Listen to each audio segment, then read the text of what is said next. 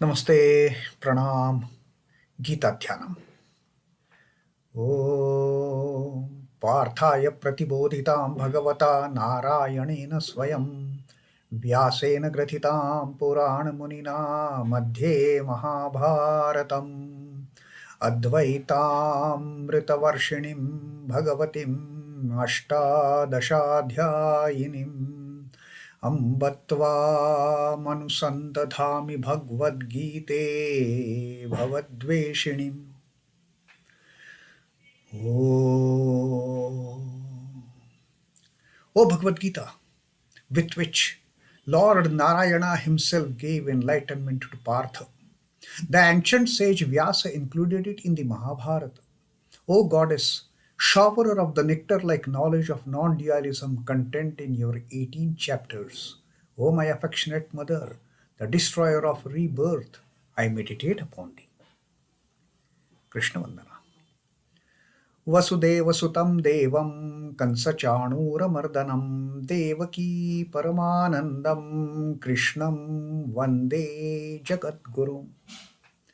Son of Vasudeva, the slayer of Kansa and Chanur, extreme delight for Mother Devaki, O Lord Krishna, the supreme teacher of the universe, my salutations to you. Srimad Bhagavad Gita, the Shraddhatraya Vibhaga Yoga, 17th Adhyaya of the Threefold Shraddha. And because of this Threefold Shraddha, how people get into performing the actions according to the type of Shraddha that they have, whether it is a Satvik, Rajasik or Tamasic. And then Sri Krishna says, doesn't matter with whichever Shraddha one performs the actions.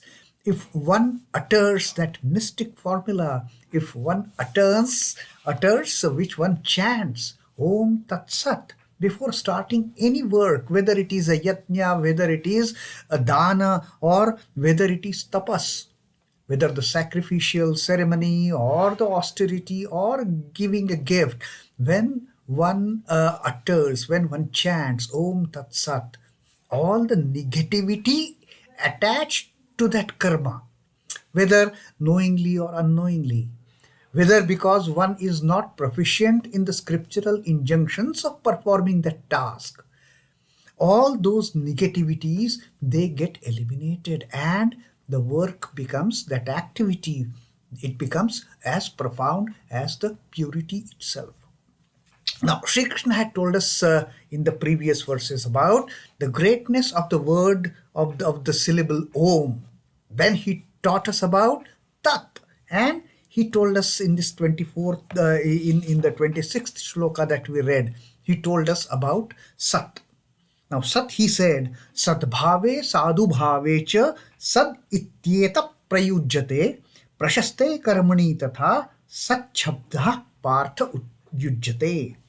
He says Sat as a word, Sat as a syllable, Sat as a part of that mantra, which itself is a mantra, which itself is a designation of Brahman.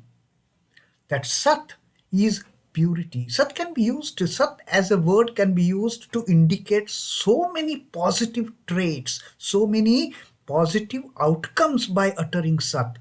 Sat is the reality, ultimate reality, Sat Bhave. Sat is the ultimate absolute existence. Sat Bhave. Sadhu Bhave. Sat also is a purity.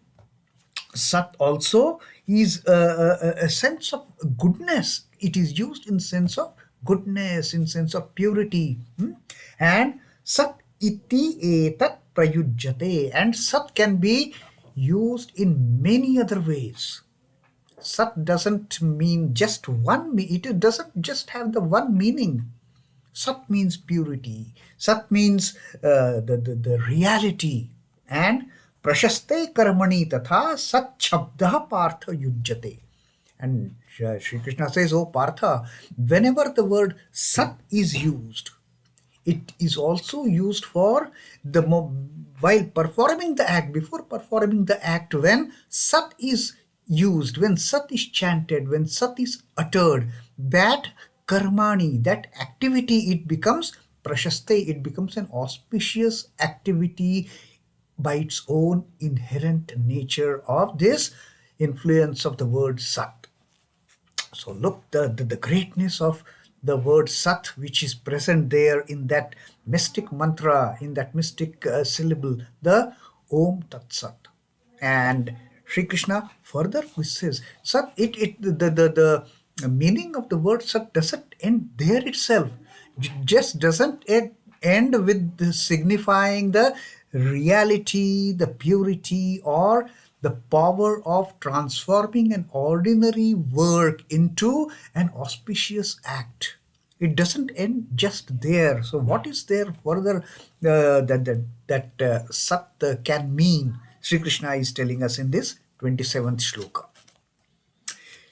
यज्ञे तपसि दाने च स्थितिः सदिति चोच्यते कर्म चैव तदर्थीयं सत् इत्येव अभिधीयते.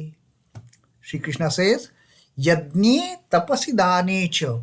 Whether whichever activity it is, whether it is a yajna, whether it is tapas, whether it is dana.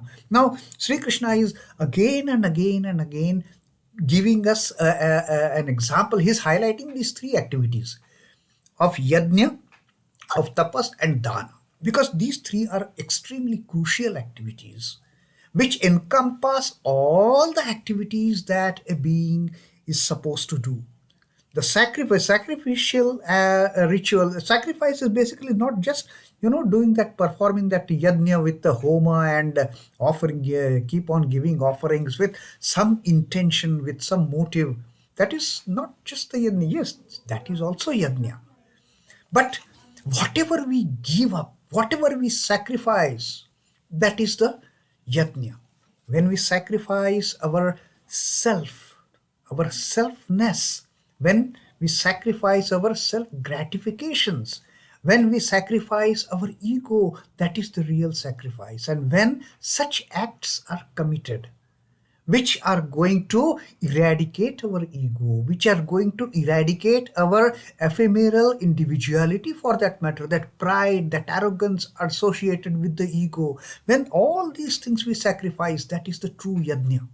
So Sri Krishna says, whenever such a yajna is performed, whenever tapas is performed, again tapas not just to gain some miraculous powers, tapas not just gain to gain some some shakti, that you do this and that happens.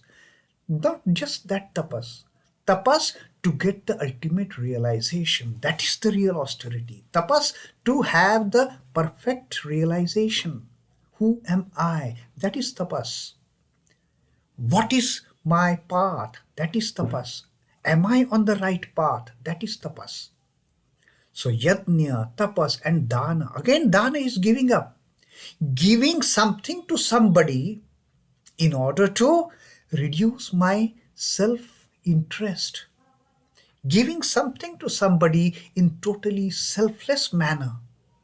Giving something to somebody at the right place, at the right time, and to the right person, to the deserving person. So these three activities, yajna, tapas, and dana, they encompass all the things that we do in our lives from birth till death. Need not be literally those activities of performing the homa and the putting oblations. Not just that yajna or tapas, just standing on one foot or head down and feet up. Not just that tapas. What are we doing? What are we doing to have that ultimate realization, to find our oneness with the Paramatman? That is tapas. And dana. Are we giving anything to the perfectly deserving person at the right time, at the right place? Now, all these things, whether we are giving it in cash or in kind, or whether it is even imparting the knowledge, giving something, or even our day-to-day interactions with others, are we giving good vibes? Are we giving positive vibes? Or are we giving negative vibes? Now that is also a part of dana. Now just think about it. All these activities that we do from birth till death, that we do after getting up in the morning till we retire to bed in the night for enjoying that sound sleep. All the activities we do, they come under this gamut of yajña, tapas and dāna. So Sri Krishna again is telling, yajñe tapasi dāne cha sthitiḥ sat iti cha uchyate. That doing yajña, doing tapas, doing dāna in a steadfast manner by uttering sat, karma cha eva tadarthīyaṃ sadityevābhidhīyate. That any activity that we do, karma cha eva tadarthīyaṃ, any activity done tadarthīyaṃ. Now Sri Krishna brings in the element of tat also in this shloka. Tadarthīyaṃ, for the sake of tat, for the sake of that, for the sake of the Lord, for the sake of the Brahman. Any activity we do, when we do as if doing for the sake of tat, then all the activity that we perform is also called as sat. All the activities. When Sri Krishna says, when we do the yajña, when we do the tapas, when we do the dāna, when we start these activities by uttering sat, and when we do perform any activity focusing that this activity is the Lord, tadarthīyaṃ, tat artha, it is meant for the Lord. It is the Lord's activity. I am just an instrument. When we start performing actions, performing activities in such selfless manner, in such selfless spirit, devoid of my own interest, devoid of my own expectations out of that activity, out of that task, when I am doing it as the task of the Lord, that entire activity itself becomes sat, Sri Krishna says. So that is the greatness of this sat. It is to be done, any karma that is to be done, tadarthīyaṃ. Any karma that we do has to be done connected to the Lord. Tadarthīyaṃ, for the sake of the Lord. And then that activity itself, it is called as sat. So this is how Sri Krishna has explained the greatness of this mystic formula, this mystic mantra, Om Tat Sat, and focusing on each and every element of this mystic mantra, focusing each and every element of this miraculously powerful mantra. Om explained that Om itself is Nada Brahman. Then Tat, Sri Krishna said, that is nothing but the Lord, the Brahman. Tat signifies the Brahman. With Om, uttering Om, we reach the ultimate knowledge. That is what Brahmavadins, the knowers of the Vedas, the knowers of the Brahma, the Brahmatஞanis, the Atmatஞanis, they understand by the meaning of the word Om. And the Tat is towards the moksharthim. It is towards liberation. We utter Tat because we are going towards that. We are moving ourselves in this journey to attain the ultimate objective, the ultimate goal of Tat, of that. I belong to that. And that is how the journey starts towards the end. And it is the journey towards the liberation, towards the moksha, towards the nirvana. And Sat encompasses everything, Sri Krishna says.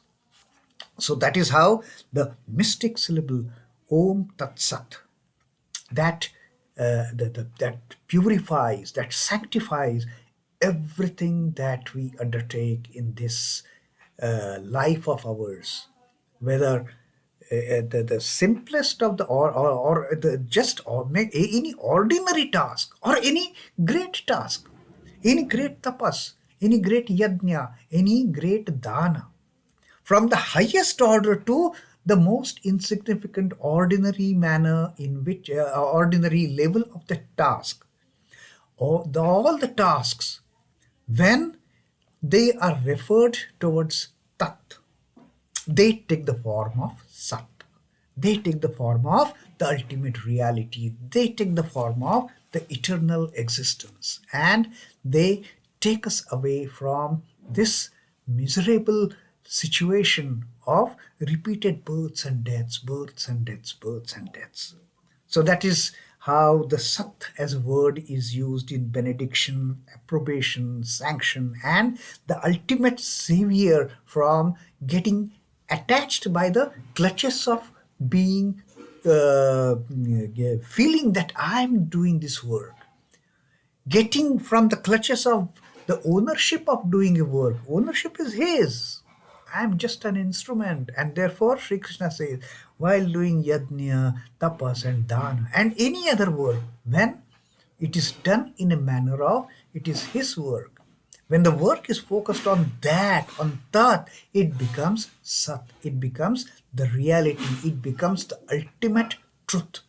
And that is what sat means, as explained by Sri Krishna in this 27th shloka of the 17th adhyaya, Shraddha Vibhagayo. Om Namo Bhagavate Vasudevaya. Sri Krishna Arpanamastu. Jai Sri Ramakrishna. Jai Thakur. Jai Ma. Jai Swamiji.